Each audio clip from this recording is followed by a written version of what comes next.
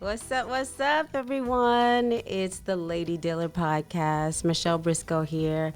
I am so excited about today's podcast because I have my dear brother, Ramses from In the Mirror, Woo! all the way from Immokalee. I bet y'all don't know where Immokalee is. When he said Immokalee, I was like, where the hell is Immokalee? You didn't think I remembered that. It's in South Florida, but he actually currently resides with his beautiful wife, my sis Jen, in Orlando. And I just have so much adoration and respect for him. He's been with me throughout the years, different seasons, different brands, different lady dealers. Or I wasn't even the lady dealer. No. But as you know, the Lady Dealer Podcast is a way for me to pay it forward by providing some really, really important information about auto buying, about trading in your vehicle, about negotiating. And I know everyone knows me for selling SRTs and big 3500s. But buying a car, aside from buying a home, is a pretty big expense. It's probably your second largest expense. Wouldn't you agree? Yeah. And so that can be pretty emotional and stressful for some. The title of today's podcast, guys, is Life After Repossession. Woo! Whew, yeah, that's kind of heavy. That's a heavy topic. We do, yeah, it definitely is, but it's worthy of conversation. But people need to know that there are options. And I'm not talking about hiding a car at uncle's house or hiding a car in the garage. They're going to find it, okay? So I'm just talking, I do want you to know that there are options. And I want Ramses to kind of share with me his experience with auto buying and specifically repossession. You know, I remember, so I left Immokalee, went to college, came to Orlando, and I was in college there, and I needed a car, right? I had a car that was cash. I was like, cool, but I wanted to upgrade now that I was making some money. Okay, so you trying to ball, yeah. You try to ball out. And I told my brother, hey, go with me. I'm going to go buy this car through. One thing I'd probably say is third-party dealers are things that you definitely want to question, right? Third party as in buy here, pay here? Buy here, pay here. Yes. So went there, at that age, so I think I'm probably about 20, 21 or whatnot. So at that age, I'm like, we're getting this Chrysler, what was it? It was a Sebring. The Sebring, I bet it had about 400,000 miles on it too. Well, and that's crazy because I brought my brother. My brother was like, bro, he's like, man, bro, honestly, man, can you handle these payments? I'm like, bro, I'm making money now. Wait, back up. Let's talk about that deal. Yeah. So I know you went to a buy here, pay here. Right. No, you were young. You had a little extra money, so you were kind of ready to ball out. Right. So you went to a buy here, pay here. Yep. And they presented you with a Chrysler Sebring? A Sebring. And so when you said payments, can you handle these payments? So I'm thinking that payment was kind of spicy. So my brother was like, can you make this payment for like $300? He said, he was like, well, even if the max is not 300, can you make a payment of 225 to 280? I was like, yeah, bro, man, I can eat that up. That's it. That's no problem. He's like, bro, I'm telling you. Wait, back up. You didn't test drive the car? Well, we test drive the car. Okay. And it was a good car. All right. But my brother was like, man, Chryslers, I don't know, bro. He said, for your age, if this car breaks down, it's gonna cost you a lot of money and you're making payments. He said, bro, I would be wise. If I was you, I wouldn't get this car. I was like, nah, bro, you hating on me. I want to get this car. I need a vehicle right now. And he was like, honestly, I think you should really put money into the cash car you have right now. And then you can start deciding on, what other better car you can get. Wait, so you had a car? I had a car. It was completely paid off? It was paid off. But you were just ready to ball out? I was ready to ball out. Antsy to spend some money? Right. So Chrysler Sebring? Right, because I was making my judgment based off what I was making in that season and not thinking about was I going to have that job 3 years from now, 3 years from that time. And my brother was right. That car got repoed. And what happened when it got repo was crazy. So I was leaving the club industry at the time, and I had 1 week left to pay it off. And I was waiting. Did they smoke you at work? One more check, huh? I'm trying to see if they left you stranded at work. Came No, and slid up on you. I'm about to tell you. So I'm on the phone. I ain't gonna say the company name. I'm on the phone with the guy. Say, hey man, just give me 1 more week. I got this lax check coming in. All I had was $1,000 left on that vehicle. And I was like, I just left this job. I'm doing a lot of different things right now. Just give me one more week. Wait, but you skipped a whole chapter. So you are in the car. Right. Now, how long had you been in the car? Because they don't call you at the last minute. I know that when you start to fall behind, you're getting harassment calls, probably like on the hour, every hour. Honestly, I was on payment. Is when I left my job, it had been like 3 weeks, right? And so I was making payments every 2 weeks, not once a month. So so that's another buy here, pay here, right? Kind of setup, I would say. Right. So those every other week payments. That's definitely a buy here, pay here special. I'm telling you, it was one of those, like, I would never do a buy here, pay here without literally sitting there for hours reading that contract on repossession, reading the contract as far as payments, who are their lenders, what does that interest look like. Anyway, so before we even get to there, because the main thing was, like, literally after walking away from that job, I was about 3 weeks, and I had informed the dealer, hey, I left this job. I'm transitioning to another job. So I want to touch on that. So you informed the dealer. So a lot of people don't know that a lot of buy here, pay here's, or most buy here, pay here's have their own in-house financing. So they are the dealership and they're the bank. Yes. So you communicated with them because they're the dealer and the bank, and you made your payments to the dealership, right? I made the payments to them. And then from there, they were like, okay, no problem. You good? You've been good with us, Never been behind. Never been behind. Okay. So next thing you know, that 3 weeks go by, the guy called me and said, hey, we're transferring your paperwork over to another financing company. I'm like, why? What's the deal? Oh, the week before, I know you called us and told us about making the payment, but we tried to talk to them, but that couldn't work as far as how it was. I was like, okay, I'm confused. I thought I'm making a payment to you guys. Yeah, but we also got a partnership with a different company. So now you see the mix-up already. So now that company calls me all the way from California. The dude had the audacity to tell me, literally, before they towed my car, the dude told me, why don't you ask your mom for $1,000? Wow. Literally, to cover this car. Y'all hear that? And it the audacity. So we were talking about it earlier. So I moved out of my place. I drove the car to my sister's house, and I thought they didn't have a GPS on it. So I parked it to where they couldn't find it until I could pay money for it. Didn't I tell you tip number 1, don't hide the car. They're going to find it. You know how they say you young and dumb? That was that time. So at 5 o'clock in the morning, we get a knock at the door. And in my mind, I'm like, wait. I'm like, man, I hope somebody didn't die in an accident. Right. Next day, the tow truck guy, he looks at me, he says, hey, you Ramsey? I'm like, yeah. He says, hey, I'm here to get the vehicle. I looked at him. I said, my car being repoed? He said, yeah. He said, honestly, I'm not supposed to do this, but if you want to grab all your belongings, you can.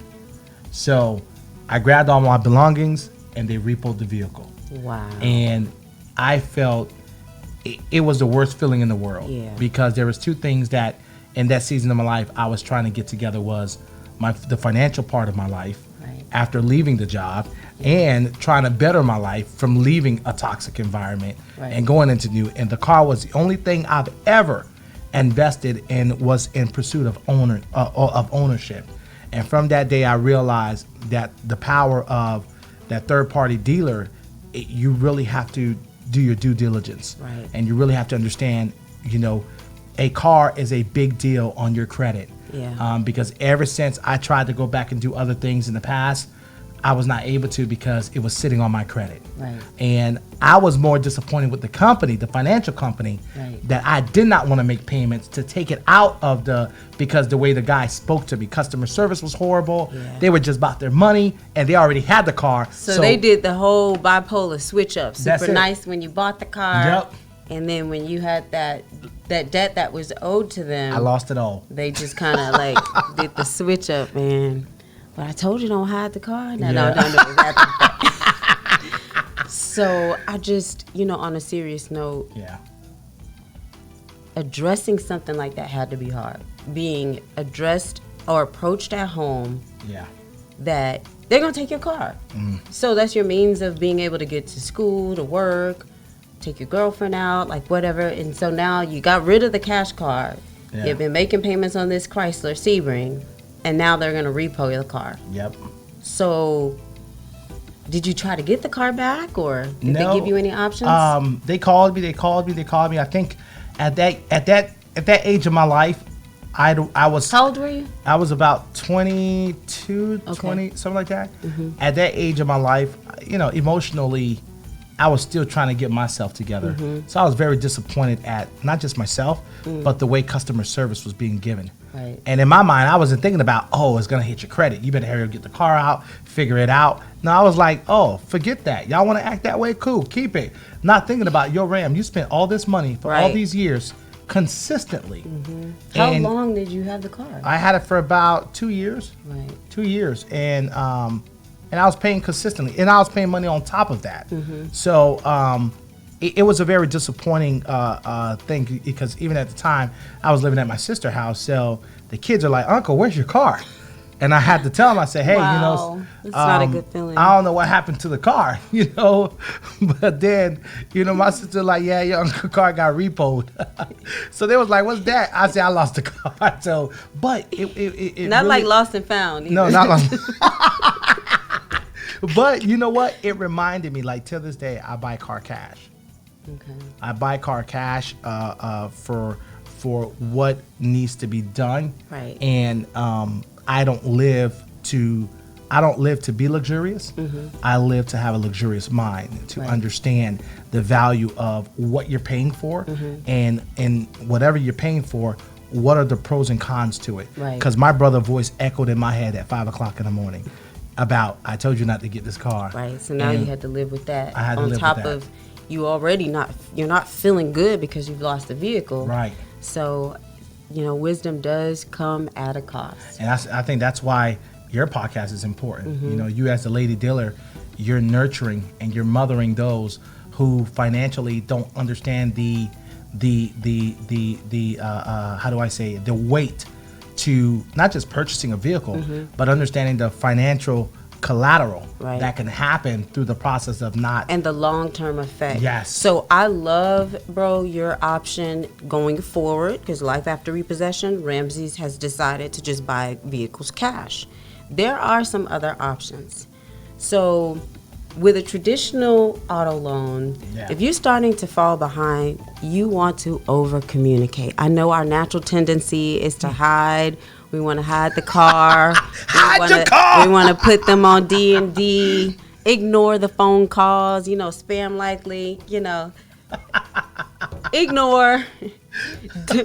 Accept or reject. We're going to reject the call. But this is the case where, yes, it feels horrible. I've actually been through repossessions myself. And so my natural tendency is to avoid as well. Right. You don't want to do that. The best option is, that you're falling behind financially, communicate with your lender. You want to see, let them know what's going on, and to ask if there's any options to maybe come up with some a payment plan that is more amicable for you. Or sometimes they're able to defer the payments. You can ask if they're able to defer the payment. You're still responsible for the payment, but they'll just add it to the end of the loan. Yeah. They'll just stretch it out a little bit. Say you have a 75-month term, it's just going to stretch it out a little bit. So communicate.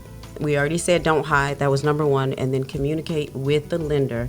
To me, that's by far the best approach to prevent you from repossession. You could also try to refinance it. A lot of individuals, when they purchase a vehicle, sometimes it's out of necessity, and you may not have been offered the best terms based on limited credit or bad credit. So you just, out of necessity, just kind of accept the terms that they're given, that they provide you with at that time. So you might have an option to refinance with another lender. Did they discuss that with you? No. And I think like I said, the young part of me was not educated enough on purchasing a vehicle, because my parents always bought cars cash. Right.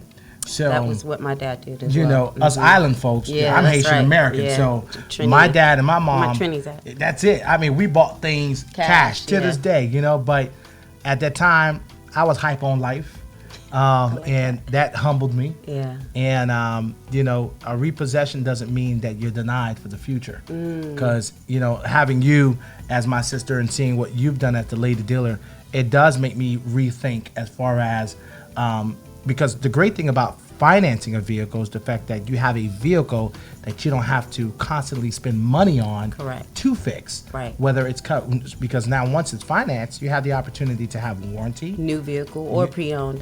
That's a good topic. Yeah. So, you know, when I see what you've done in the market and how you disrupted the market with the way of thinking, it helps me and my wife to think about, you know, in the near future when we're having kids, what do we want to do and how do we want to do it? Absolutely. Because you want to be able to understand how to leverage, you know, your finances in that area. So, yeah. That's good. So we talked about not hiding it, communicating with the lender. Number 3, you can refinance the vehicle, see what options to refinance with another lender. How about selling the car? Number 4, you can sell the car. Maybe find a family member or someone that can maybe take over the payments for you, just to avoid repossession. Trading in the car.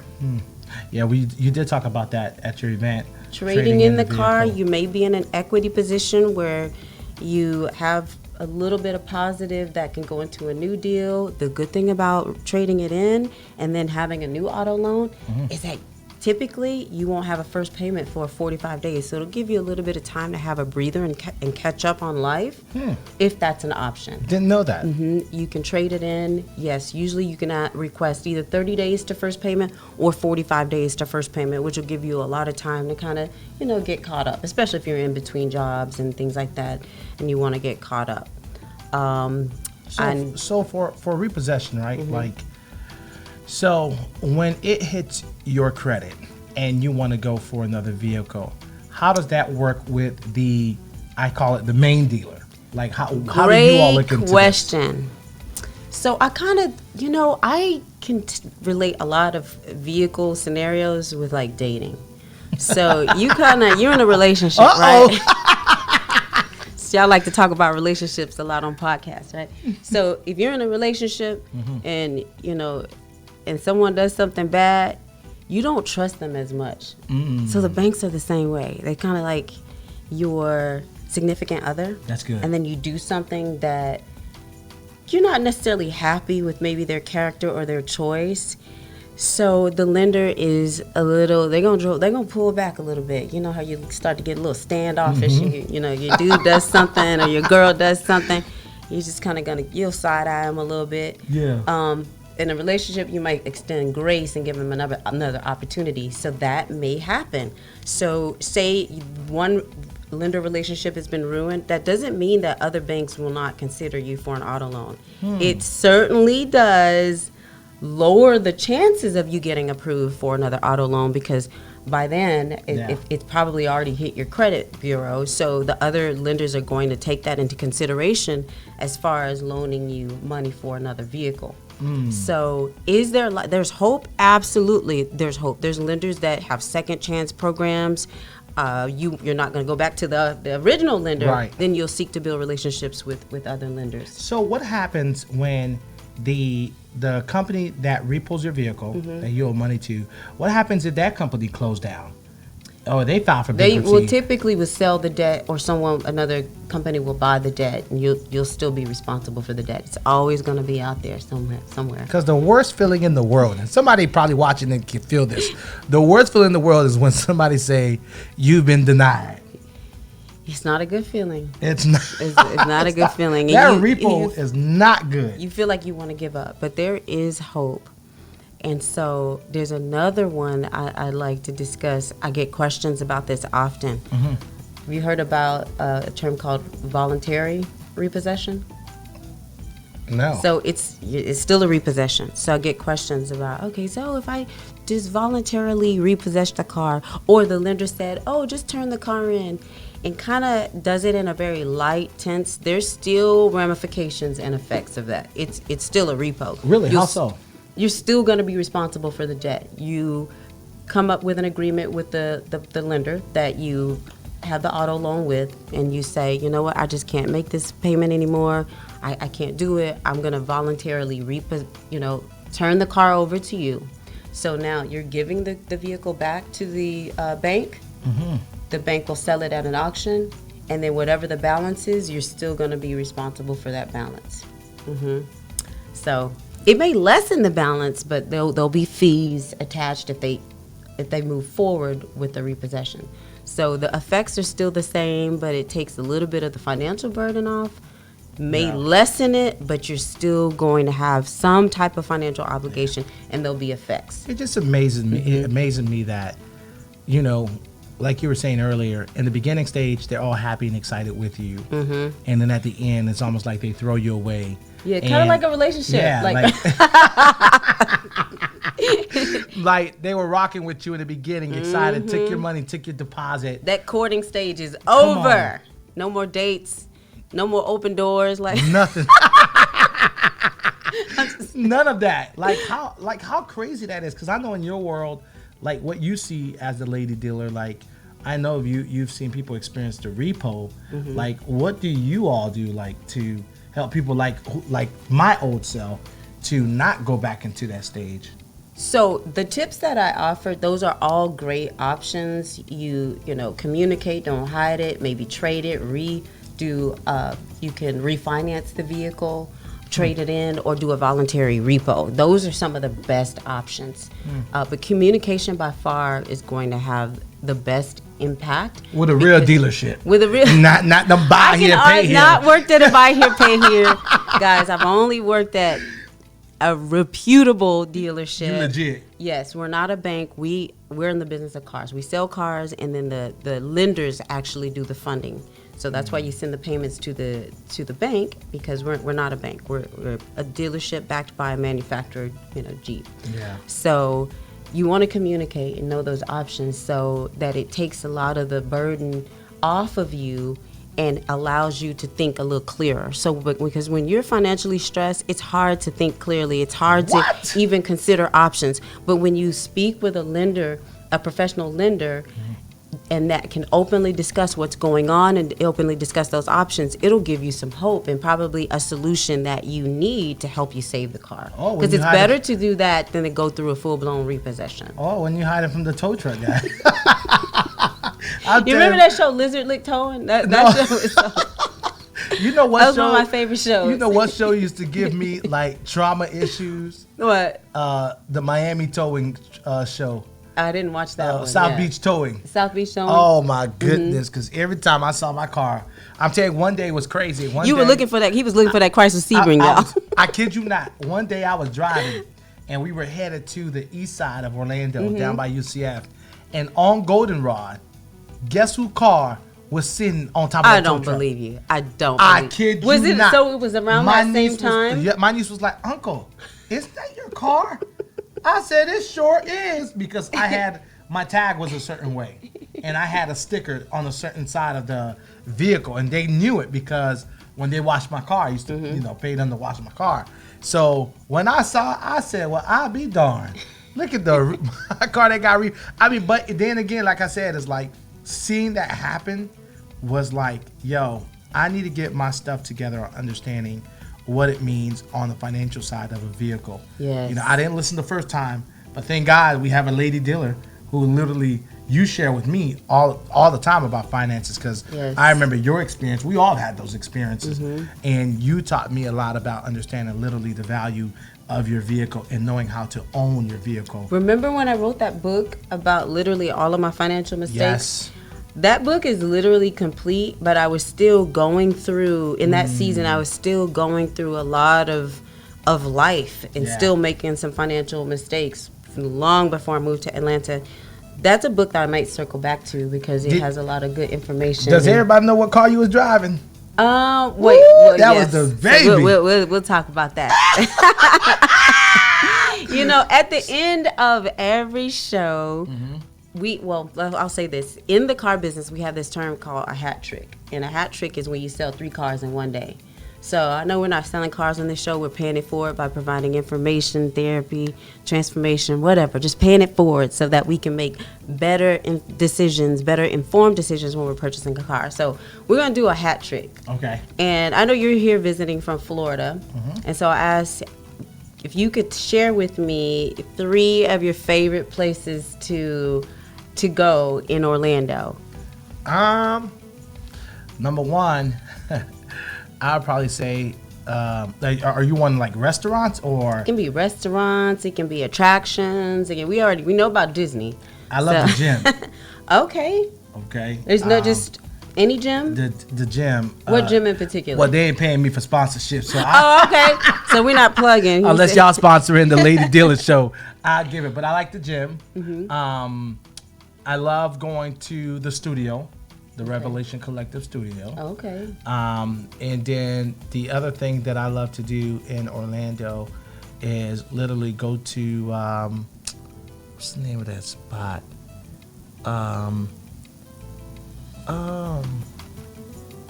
It's a restaurant, but I don't remember the name.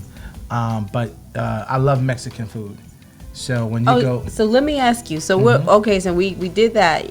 I know you weren't plugging any spots, but when you're in Atlanta, what are the 3 favorite restaurants or venues you like to visit or patronize when you're here in Atlanta? Now, we went to a place I know called what he's gonna say. Pasha. That's my spot. Now that was that lamb. Yeah. Huh? My go-to every time. That lamb. Never disappoints. And then I was exposed to the bakery. Yes, my co-work space. You guys, if you're not a member, you're definitely going to plug them. That is where I take care of all things the Lady Dealer when I'm not at the dealership. It's an amazing co-work space. If you're an entrepreneur and need a space to work, record, have meetings, it's phenomenal. And the other spot I like, though, is called, it's in College Park, Johnny Waffles. Oh, okay. So it's like a brunch spot? It's like a brunch, but they got some waffle and chicken and waffles. Okay. They got some dope spots there. You definitely got to check it out. I really love, when I go there, I checked it out. One of my dear friends, Janelle, took me there, and I was like, wow, this is really nice, good food there. So those are definitely 3, what do you say, hats? 3 things? Hat tricks. Hat tricks. I would definitely say in Atlanta that I would definitely, connect with.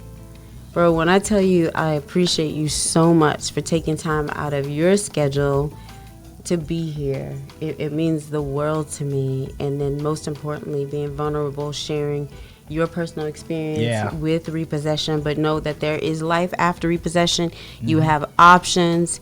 So you want to stay tuned, stay plugged in with the Lady Dealer podcast. We'll have so much information, phenomenal guests sharing their stories, great tips and options. Know that you are not alone. I'm here as a source of support and entertainment as well. But mainly so. Make sure y'all get her book that just came out. Sirski. Come on, the queen of what? Car deals. Come on. How to earn 6 figures as a lady dealer. Come on. You guys have been phenomenal. We thank you for tuning in to the Lady Dealer podcast. We'll see you next Thursday here at Reese Radio, baby. Have a good day. Yep.